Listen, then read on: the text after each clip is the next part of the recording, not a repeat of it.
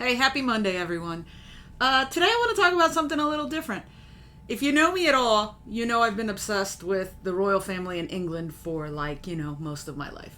And I find it fascinating. When I went to London, I had a great time going to the castles and to see all the stuff. I mean, I really, really am fascinated by the whole thing. Princess Diana dying was like a moment in my life that I really remember.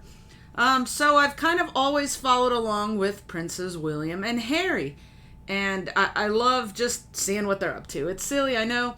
When Prince Harry got married, I was up all night. My brother flew here from LA. We had tea. We made all sorts of, British sandwiches and everything. Like, we had a great time. So I've been following Prince Harry in particular for a while. I always thought he was the better looking of the two, and he was way more fun than the others. So I've been following him along. And I guess I started to sour on him a little bit when he started, saying that the royal family pretty much sucked and he was leaving. So he leaves and he comes here and great, whatever. And I first want to talk about why he left. And I have some articles up here. Let's see. Let me find it. Where is it? Why did he leave? Well, I remember part of it was, hey, the press are horrible. They're always picking on me. Oh my God. The press in the UK are just insane and they're intrusive and they make stuff up and, all this stuff. So I was like, yeah, that kind of makes sense. I didn't really agree with how he went about it, but okay. So lately my fascination has been on reading basically what he's up to here and what the British press think about that. I really was pretty upset about the Oprah interview where he talked shit about his family on national TV, especially since he said he was leaving England to, get away from that. But regardless, so I see he has a podcast with Dax Shepard and he starts, going off on his family again. Okay. When he started that's when I started calling him the Crybaby Prince because, oh my God, dude, you left there for privacy, for people to leave you alone, and now you're talking, crap about them non-stop. You want to be average, but you want to make millions of dollars, and you want to be treated like everyone else, but you want to go on Oprah and talk shit about your family because all of us get mad at our parents and we go on Oprah, right?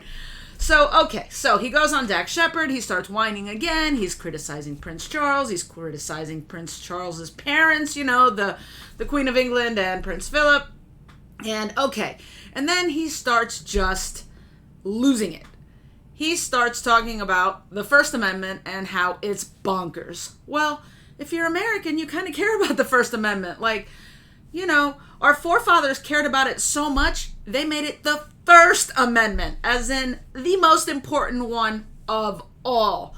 And that, if you're not familiar with it, guarantees, freedom of religion, freedom of speech, freedom of the press, freedom. So he comes to our country that has taken him in so generously and then starts talking shit about our Constitution, which, okay, fine. But maybe he doesn't know that, our Constitution's kind of been a sore spot lately. So we're going to go over here, and he calls the First Amendment bonkers. And obviously, some people got upset. But I will tell you, the first thing I found really telling is if you go to Fox News, which we know is very far to the right as far as news, they've got it right here on their front page. Royally confused, Prince Harry calls the First Amendment bonkers and then admits he doesn't really understand it, but he's gonna say it sucks anyway. And then you go to CNN, which leans really far left. And let's refresh it to see if anything has changed in the last few minutes. But, wow, I don't see anything about Prince Harry on the front page of CNN, which tells you even CNN thinks he's wrong because they couldn't stick up for him. Because if they had thought it was all peachy, they would have splattered him on the front page because, he gets a lot of attention. So if CNN isn't addressing his comments, even the wokest leftist people in this country are like, dude, you should shut up. So anyway, let's go back to that. So he's royally confused. He calls it bonkers, but he also says he doesn't understand it. So I'm going to, assume that he said that because he feels like the press are intruding on his life in California because, he moved here to have privacy. So he moved to basically LA, the privacy capital of our country. But I'm assuming he's thinking, wow, these people are camping out. They have, long lenses. They're taking pictures of my kid. This sucks.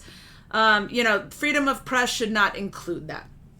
And, you may agree with that or not. I don't know. But once you start defining what you can have freedom of, the levels of freedom, you're kind of taking away from the whole freedom. So I wanted to know kind of what the rights in the British press are, or in Britain, what the rights of the press are. So I find here, according to the New York Times, Britain has a long tradition of free, inquisitive press. But unlike in the United States, Britain has no constitutional guarantee of press freedom. And if you think about that, that makes sense, since Harry and Meghan are constantly suing the UK newspapers for writing anything they disagree with. Sometimes they're right, sometimes they're wrong, but they are constantly suing them. So Prince Harry is coming from a place where if the press says something you don't like, you sue them, you get them to donate to a charity, you get them to shut up, and all is well. So he left a country where you could sue the press for that and came to another country where you can't do that, simply to have more privacy. That makes a lot of sense. So, dude, really, maybe you should understand it first before you start talking about it. So he's facing backlash here in the U.S. after calling the First Amendment bonkers, which, thank goodness, because all the other crap they've been talking about since they get here, the press is like, oh, they're so, woke, and they're, really trying to help everyone's mental health. But they're trashing their families and everyone around them while they do it. So whose mental health are they really concerned with? Now, I gotta say, if you go to the British newspapers, it's freaking awesome because they actually tell it like it is. Ours don't. So again, I'm not sure why you're complaining about our newspapers, dude, because we actually are way more restrained than the newspapers in England. So Piers Morgan, who is always a ticking time bomb, goes off and he's, just going off on Prince Harry. And there's some comments in here that I really think is amazing. The First Amendment is one of the things I admire most about the United States, especially coming from a country like Britain, where free speech for journalists like me is now heavily regulated. This is coming from Piers Morgan. So I'm not sure how regulated it is given the stuff he says, but okay. He calls his outbursts extraordinary. And let's read exactly what Prince Harry said. I've got so much I want to say about the First Amendment as I sort of understand it, but it's bonkers. I don't want to start going down the First Amendment route because that's a huge subject and one which I don't understand, but yet he's going to go down this route. Because I've only been here a short time, but you can find a loophole in anything. You can capitalize or exploit what's not said rather than uphold what is said. Okay, so let's agree with him that sometimes, all newspapers exaggerate or, make shit up. Yep, they sure do. But I like this part better. Though we can safely assume that he just hates anything which affords any protection to journalists to say the things he doesn't like, because that's been a familiar theme from the indignant, media-loathing prince for the last few years. In the same mindset, that makes Meghan think she can complain to the bosses of TV networks when presenters like me, Piers Morgan, refuse to believe her lies and have them removed from their jobs if we don't apologize. Yeah, that's what she did. She got pretty much Piers Morgan fired, even though he quit, because he was like, all this stuff you're saying about, Archie not being a prince is bullshit, because there are rules for this, and now you're trying to make it out to be something else. Which, okay, that's a whole nother story, and we're not going to get into that one. But, and this part's really funny, and if you've seen Hamilton, your history lesson is right here. And lest we forget, things didn't end well for the last British royal who tried to tell Americans how to live their lives, George III. Yes, that is so true, because here we are.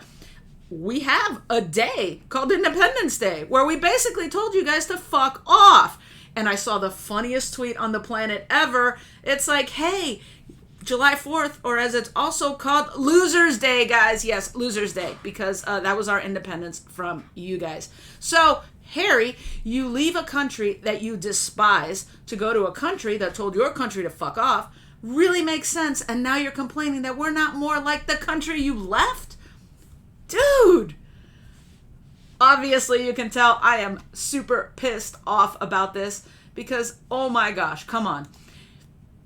Anyway, if you want to know everything he said. It's on Armchair Expert by Dax Shepard. You can find it on their website. Again, it's like explains why he stepped back from the royal family. And it's because, the toxic press were destroying his mental health.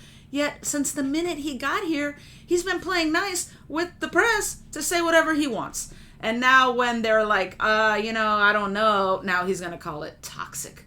So maybe they should move to, I don't know, Canada. Oh, no, they went to Canada and they left there because the Canadian taxpayers said they weren't going to pick up the bill.